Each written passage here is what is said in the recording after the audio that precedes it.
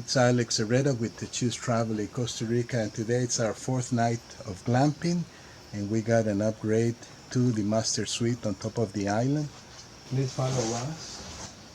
The sunset was so spectacular that we decided to leave it for your imagination and just show you the last tiny bit of it.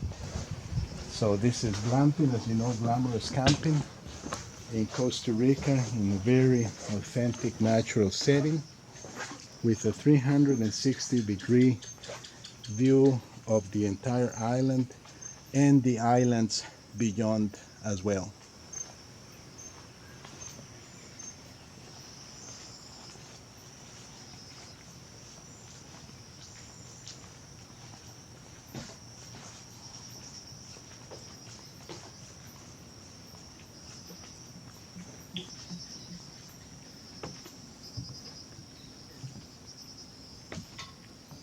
This is the 18th of September 2024, therefore the middle of our rainy season, and the sunset was really magnificent. The entire day we got more than our fair share of sunshine, although we woke up with a 5 a.m.